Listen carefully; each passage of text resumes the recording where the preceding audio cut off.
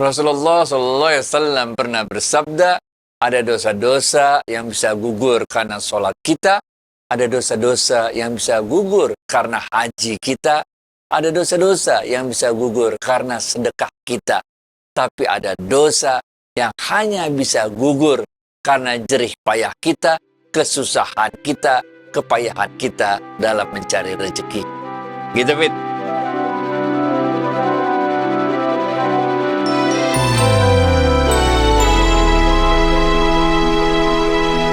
Assalamualaikum warahmatullahi wabarakatuh, sahabat Smart Skill School. Semoga kita semua selalu dalam lindungan Allah Subhanahu wa Ta'ala. Amin. Sahabat, jangan lupa kirim komentar Anda di kolom komen, biar rame, biar seru. Yuk kita sambut saja Ustadz kita, Ustadz Adi Warman Azwar Karim. Ustadz, Assalamualaikum, apa kabar? Waalaikumsalam warahmatullahi wabarakatuh. Sehat, berkah, bahagia selalu ya Allah. Amin. Amin, Alhamdulillah. Ustadz, kali ini kita mencoba menjawab pertanyaan sahabat di kolom komen. Seorang istri agak risau karena suaminya mengatakan bahwa seluruh hasil jerih payahnya, bentuk rezeki ekonominya, itu datang dari dirinya sendiri karena kerja kerasnya, bukan dari Allah. Nah, bingung dong istrinya. Bagaimana menjelaskan Masya pada Allah. suaminya? Gimana nih Ustadz? Dua-duanya benar sebetulnya. Memang itu dari hasil kerja kerasnya dia, dan dia bisa kerja keras karena Allah. Benar ya, benar ya. Gimana kalau Allah nggak kasih kesehatan, mana bisa hirup oksigen, mana bisa kerja keras, masa itu semua kan Allah yang ngasih. Allah memberikan kemampuan kepada kita. Allah memberikan kesempatan kepada kita untuk bisa bekerja keras. Sehingga akhirnya dengan wasilah kerja keras kita itulah kemudian Allah menurunkan kasih sayangnya berupa rezeki yang diberikan kepada kita. Dalam kitab Fathul Bari diceritakan, ini yang ditulis oleh Imam Ibnu Hajar al-Asqalani. Diceritakan waktu itu ada orang di kota Mekah itu yang sigap benar tuh, kerjanya tuh, wah sigap benar, kuat orang yang badannya hebat. Kemudian para sahabat waktu itu mengatakan kepada Rasulullah, ya Rasulullah, seandainya saja orang yang kuat itu, yang sigap itu dalam bekerja, itu bisa dianggap sebagai jihad fi sabilillah, tentu dia sangat beruntung.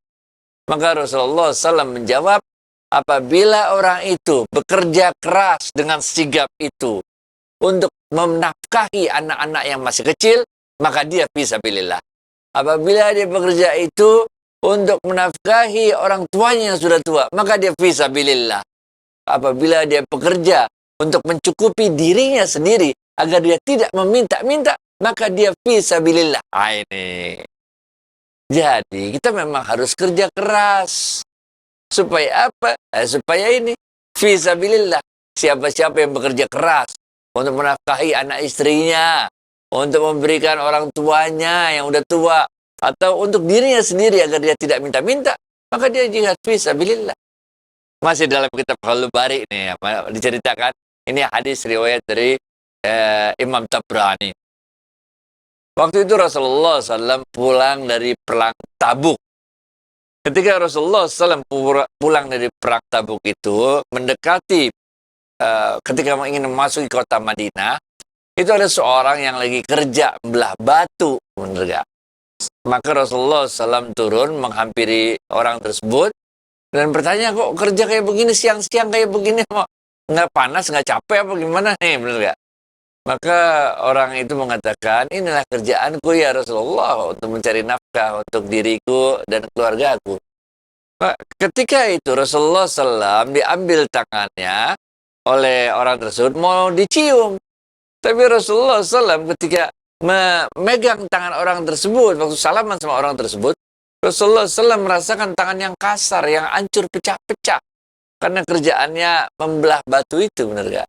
Maka kemudian Rasulullah SAW mencium tangan orang tersebut.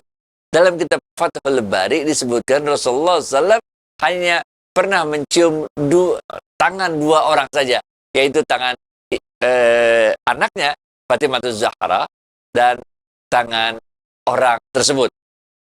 Dalam kitab disebutkan orang tersebut bernama Said al-Khudri radhiyallahu anhu. Dalam kitab lain disebutkan namanya Sa'ad bin Mu'az al-Ansari. Nah, Ini menunjukkan penghargaan Islam, penghargaan Rasulullah SAW kepada orang-orang yang mau bekerja keras. Paling tidak untuk dirinya sendiri, untuk menjaga dirinya, tidak minta-minta pada orang lain. Nah, jadi insya Allah itu suami kerja keras itu bagus, keren. Selalu awali kerja kerasnya dengan bismillah. Luruskan niat bahwa niatnya itu adalah untuk menjemput rezekinya Allah. Benar gak? Sehingga keberhasilan dari kerja dia itu, ini adalah caranya Allah mengabulkan doa kita tersebut. Dan apabila dalam kita udah kerja keras itu ternyata hasilnya nggak ada atau nggak sesuai dengan harapan kita gagal dalam pekerjaan yang lagi kita kerjain itu, kita juga tidak terlalu kecewa karena kita tetap merasa bahagia karena kita telah melakukannya dan Allah telah menggugurkan dosa-dosa kita. Karena ada dosa yang bisa gugur karena sholat, ada yang bisa gugur karena haji, ada yang bisa gugur dosa-dosa itu karena sedekah, tapi ada dosa yang hanya bisa gugur karena kecapean kita, keletihan kita dalam upaya kita mencari rezekinya Allah. Gitu, Fit. Baik, Ustadz. Nah, dulu pada suatu saat, Ustadz pernah mengajarkan kepada kami suatu ilmu tasawuf yang mengatakan bahwa apabila aku tiada, maka aku akan ada. Apabila aku ada, maka aku akan tiada. Yang mengajarkan bagaimana kita untuk menjadi orang yang sederhana, sabar, dan ikhlas ridho kepada Allah. Ustadz, di dalam pekerjaan kami dalam pembuatan film, ada dua hal. Satu, kalau membuat film, mau laku, kita juga harus terkenal. Atau kedua, film kita laku dan menjadi terkenal. Dua hal ini tidak bisa terhindarkan, yaitu terkenal, berarti aku ada, gitu loh Ustadz. Bagaimana konsep ini menurut Ustadz? Ya, itu perkataannya Imam Ghazali. Kalau engkau ingin ada, engkau harus tidak ada. Itu artinya ego kita nggak ada. Kita menyerahkan diri kita sepenuhnya pada kehendaknya Allah.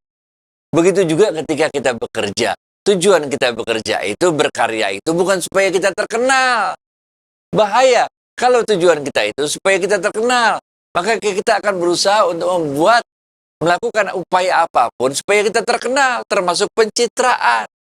Lah orang-orang yang sukses, karena keinginannya ingin terkenal itu akan dihadang oleh godaan yang besar. Apa itu godaan yang besar? Ketika mereka benar-benar terkenal, maka setan itu mudah sekali masuk ke dalam dirinya. Mereka merasa bahwa mereka terkenal karena upayanya sendiri. Bahkan kalau perlu dengan injek kiri, injek kanan, sikut kiri, sikut kanan. Yang penting naik terus. Kadang-kadang kita naik, manjat di atas kepala orang lain, gitu. Istilah kasarnya gitu, benar gak? Sehingga orang-orang yang memang niat awalnya itu untuk menjadi orang terkenal, itu biasanya akan mudah digoda oleh godaan-godaan duniawi. Wanita, harta, tahta, bahkan kadang-kadang cobaan-cobaan yang lebih beragam juga datang menghampiri. Oleh karena itu jangan. Biarkanlah Allah yang membuat kita terkenal. Nah ini, lurusin niat. Kita niatnya bukan mau terkenal, tapi kita niatnya melakukan yang terbaik untuk menafkahi anak istri kita, menafkahi orang tua kita, menafkahi diri kita sendiri agar kita tidak minta-minta. Itu aja niatnya. Sehingga kita kerja keras itu niatnya memang sesuai dengan apa yang ditugaskan Allah kepada kita. Nanti Allah lah yang akan mengangkat kita menjadi orang yang terkenal. Orang terkenal ini ada macam-macam, bos. Ada orang terkenal karena terkenal jahatnya, terkenal liciknya. Tapi ada juga orang terkenal karena terkenal baiknya. Kita kan pengen jadi yang kedua ini. Orang yang terkenal baiknya, bukan sekedar pencitraan. Karena banyak juga orang yang pencitraan terkenal baiknya seakan-akan di depan kamera, di depan publik, depan umum, dia orang baik. Tapi dalam kehidupan sehari-hari, itu orang menemukan ternyata dia sebetulnya orangnya hanya bersandiwara aja di depan umum, padahal akhlak sebenarnya, perlakuan dia kepada pembantunya, kepada supirnya, kepada orang-orang kecil di sekelilingnya, bukanlah seorang yang berakhlak mulia. Ini pentingnya ketika kita bekerja.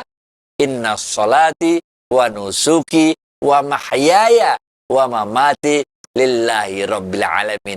Ketika kita menyerahkan seluruhnya mulai dari hidup kita, mati kita, kerja kita, ini semuanya kita lillahi rabbil alamin. Itu semua kita tujukan Allah tujuan kita. Masih ingat kan episode yang sebelumnya?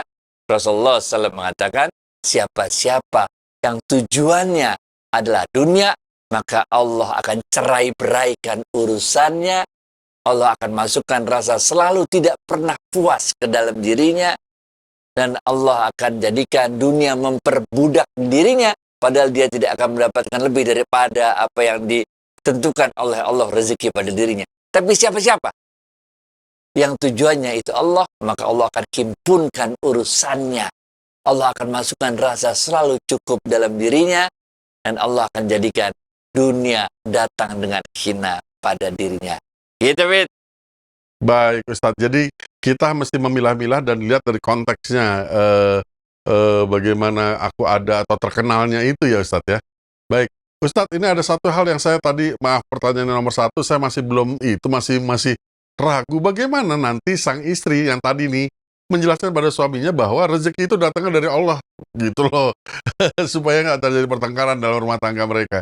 Nah, kalau di dalam ini kita lihat ya, yang dicontohkan oleh Rasulullah SAW ya. Kalau suami bilang bahwa dia udah kerja keras dan dapatan ini semua karena hasil kerja kerasnya, jangan dinafikan. Rasulullah SAW aja nggak menafikan orang yang kerja keras, benar nggak?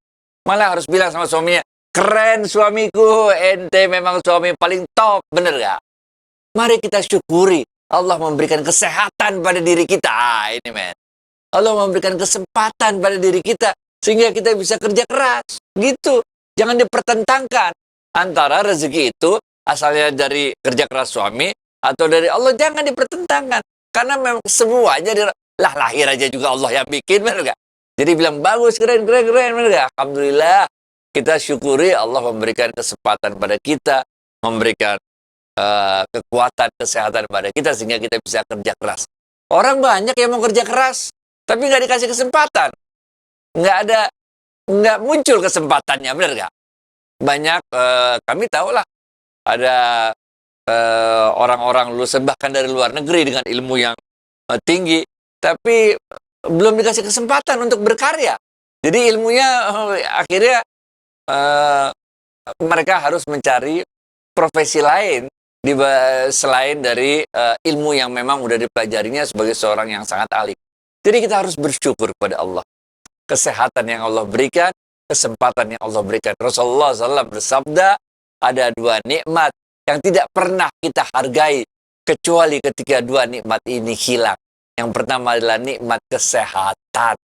Yang kedua adalah nikmat waktu luang, nikmat kesempatan. Nah, mudah-mudahan.